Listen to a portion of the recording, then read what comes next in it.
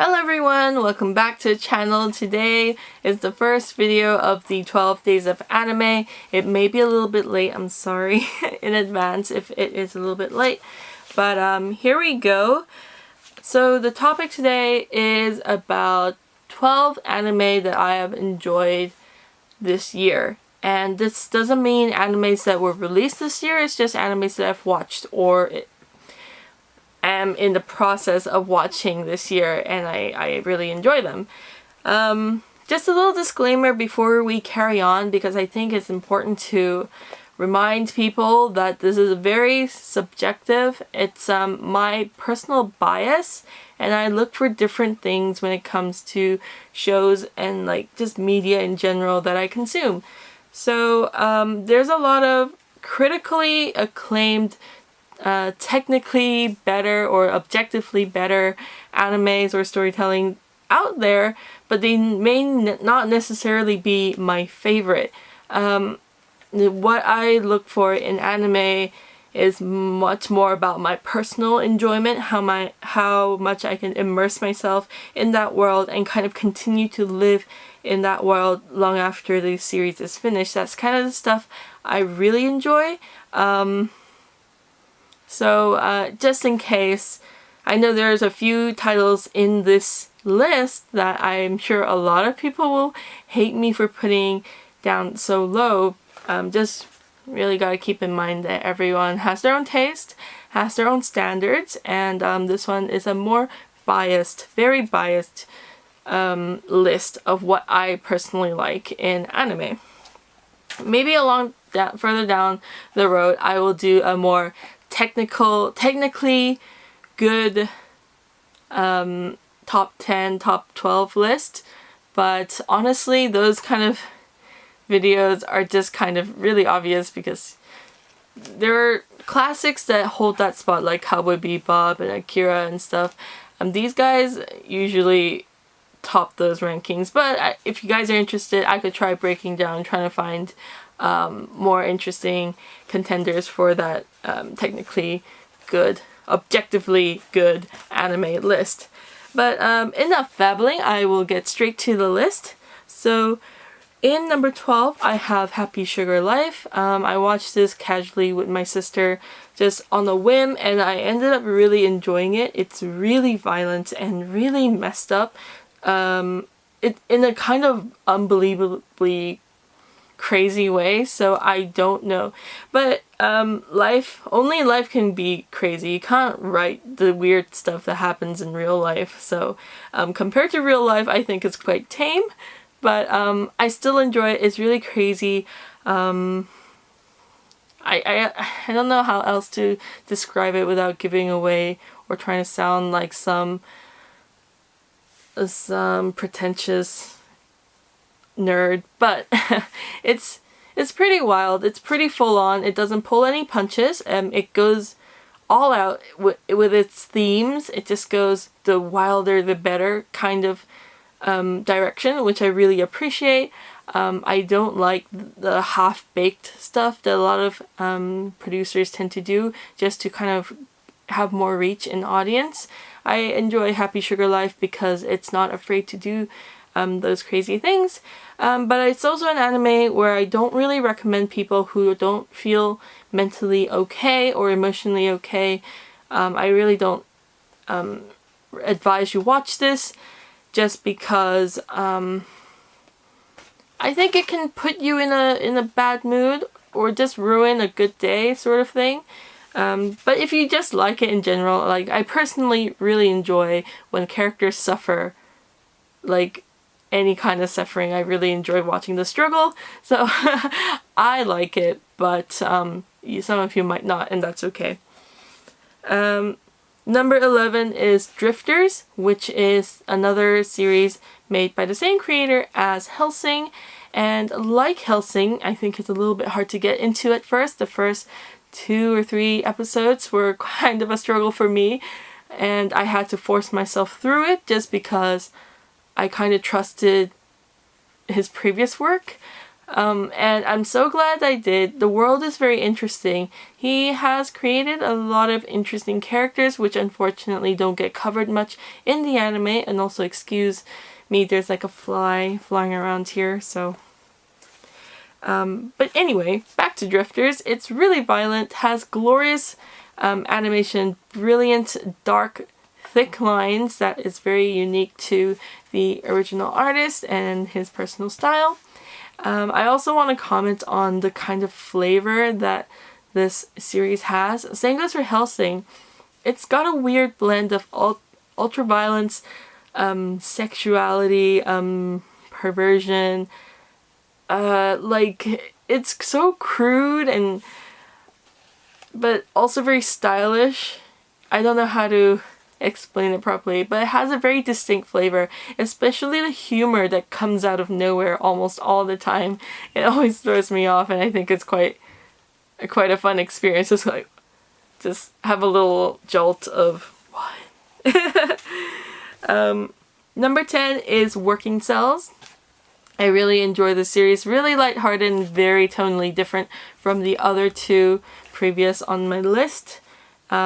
This one is a very lighthearted comedy of Gijinka body cells, so white blood cells, all sorts of cells in the body represented as humanoid characters, and it's really fun and cute and a very low commitment kind of show, so you don't really have to invest too much of your emotional self when you're watching this, so it's good for like a tired afternoon or evening.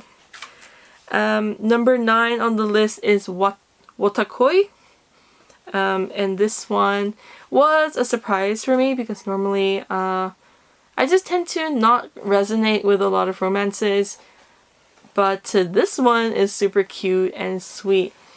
Again, it's tonally similar to Hataraku Saibo, the Working Cells, because it's casual, low commitment. There are some emotional moments in here, but I think they're just spread out nicely enough that you are not strained and it doesn't feel like a chore or a burden to watch the show, and I think it's really great for that. The characters are amazing, great to look at. It's got that really clean modern style that people like nowadays, and I'm a fan of that one.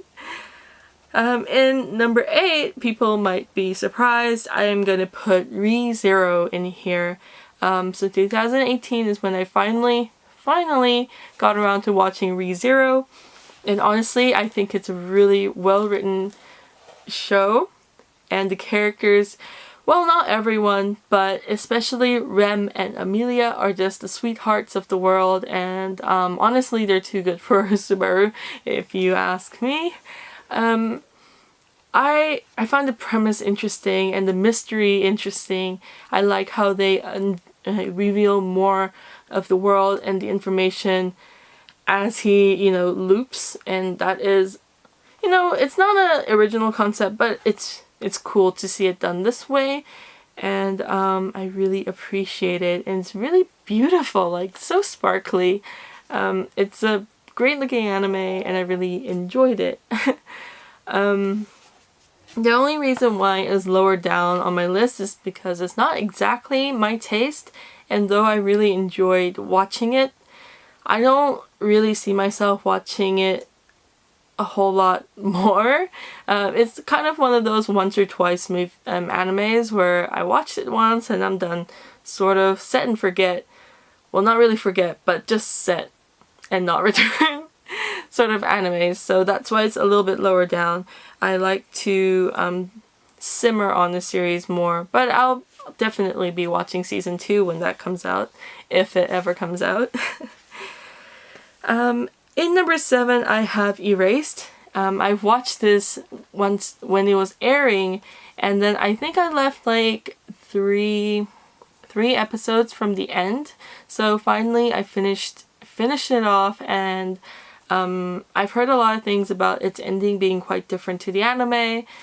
I mean, not the anime, the manga, but I did find the ending to be quite satisfying. I don't know much of the manga's ending, but what's contained in the anime, I thought it was quite neatly resolved in Erased the anime. Yeah, I do like the ending, and I really like the final not emotional, but the mental struggle of the main villain and his obsession with certain characters is really cool to me. I thought it was a nice touch, and yeah, it was very satisfying to watch. So Erased, I love it. Number 6, I'm putting Hellsing Ultimate in here. I've watched Hellsing Ultimate before, but recently this year, I think earlier this year, I watched it again, and boy is it so crazy and so fun. Plus, I love the crazy amount of blood in this anime. It's not like disgusting, it's really, well, actually it is kind of disgusting because it's really thick and goopy and so rich. I do love the style of Hellsing Ultimate, and because I'm talking about the Ultimate version, not the regular TV show, because the Ultimate version took a lot of years to come out, and they have a lot of heart put into them. It's quite an old anime, like 2011 or 12, but it still holds up to modern standards. Like, that's how much effort was put into the show, and I think it's really, really cool.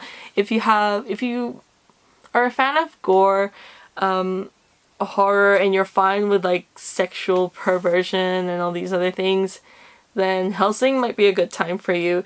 I do know that it's kind of hard to get used to at first with the jarring humor and all that, so give it like 3 episodes. And I know that's a lot to ask because they're like an hour each, but give it 3 episodes. If you don't like it after that, then you can move on, I guess. Next up, we have Haikyuu. I love this anime. I think it's really cool, and I don't know if it was really apparent in my other videos, but I really enjoy sports anime as a genre, and Haikyuu was very, very fun. I don't know what it was with this series, but it was so hard to get into for me. I've been trying for a while, and I couldn't really get past like 3 or 4 episodes, but finally I sat down and I watched through it, and I love it. I really do. The characters may come off as a really like boring or generic kind of character, especially Kageyama is like my least favorite character arc.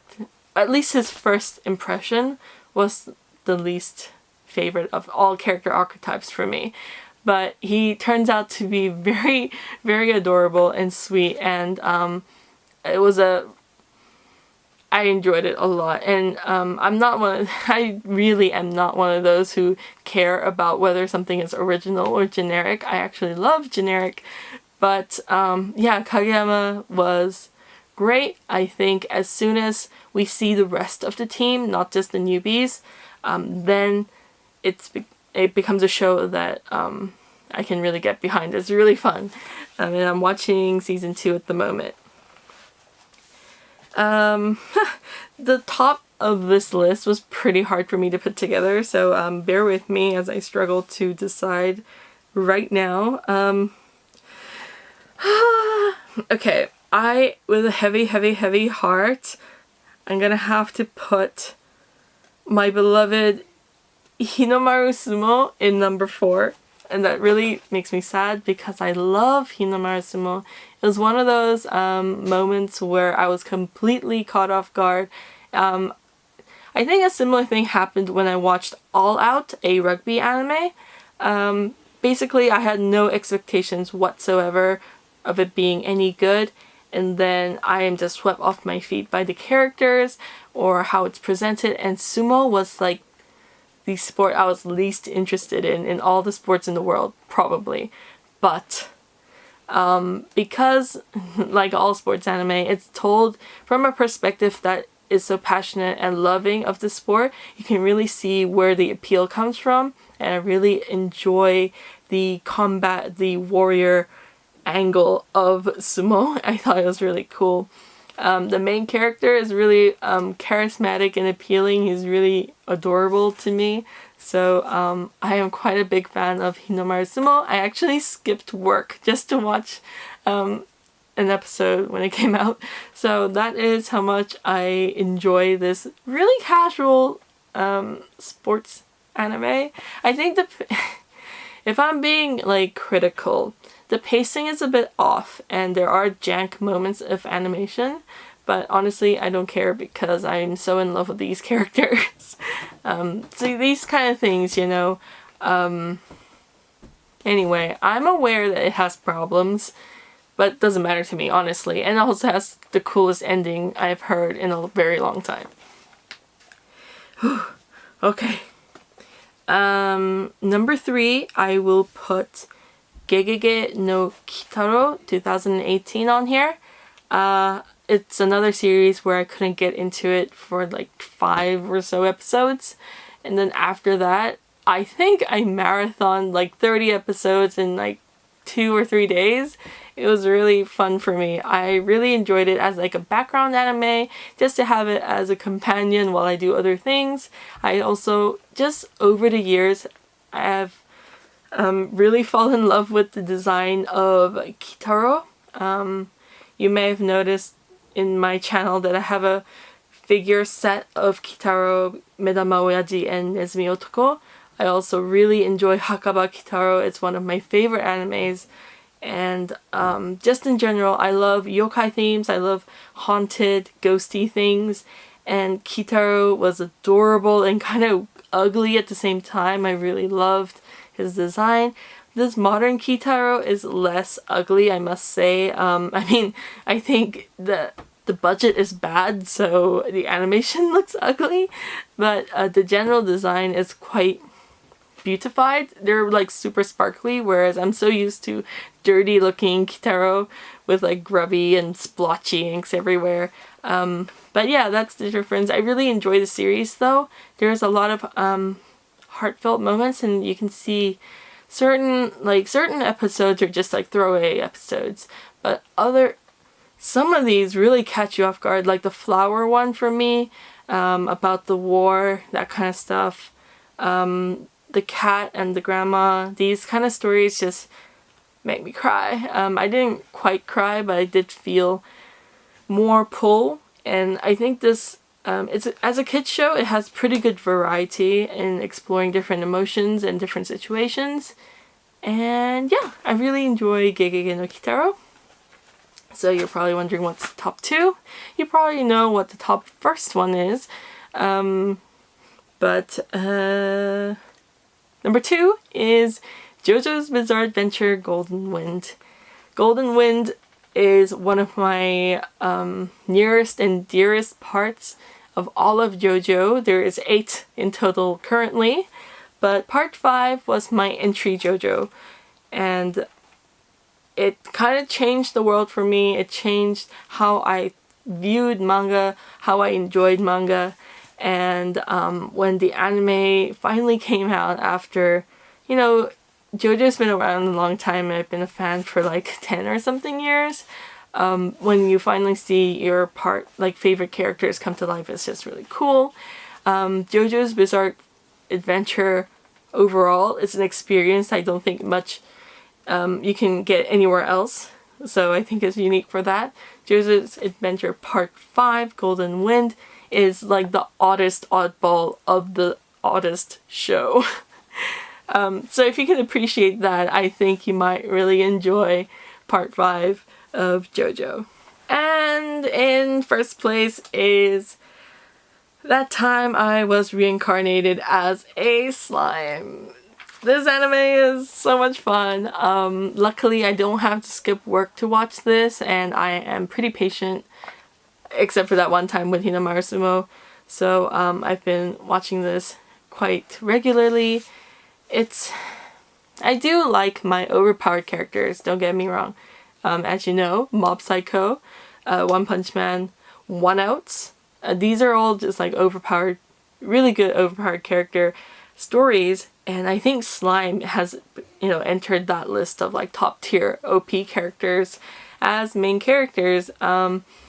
they have great depth, and especially Slime. I just love that he's an adult, so he makes rational decisions when it comes to, you know, being an overpowered god tier slime. The art style is very cute, and I just appreciate that the main character is a slime. I honestly like the little slime ball better than his human form, which is alright, but just like meh. The strongest part of Slime is its humor. Just so funny. I've laughed so hard in this anime, like watching this show. I mean, there are some flaws. Like currently it's really taking a leisurely pace, which I don't mind because I enjoy the world of Slime, but I guess I could put it as a technical flaw. Like its pacing is a bit weird. But honestly, it's just so much fun. I feel great when I watch this show. Like, I don't need a reminder that life sucks, and I don't need to be constantly in realism. I kind of live in realism anyway, so I don't really care for that kind of stuff. What I do care about is how I feel when I watch certain things. Like, I always go by what am I in the mood for to watch or to read, and that's how I pick my media. And yeah, it's Slime is great, makes you feel great, makes me laugh. The art style is beautiful. Some of the design choices are great, and overall I really enjoy the show. So it's gonna be crowned #1 anime for 2018 that I've watched, and that's a huge title because I hope it's translating how huge that title is. I loved Gegege no Kitara. I loved JoJo's Bizarre Adventure for years, like a long time, and for this newbie anime to come and, you know, sit so high up in my watching priority, I think is a pretty big deal to me personally. So yeah, that is my top 12 anime list. I hope you guys enjoyed it. Next video is gonna be top 10 favorite anime characters, so I hope you're excited for that. It'll be a tough list for me, but I'll try to keep it short. Unlike this video, thank you guys so much for watching till the end, and I'll see you next time. Goodbye!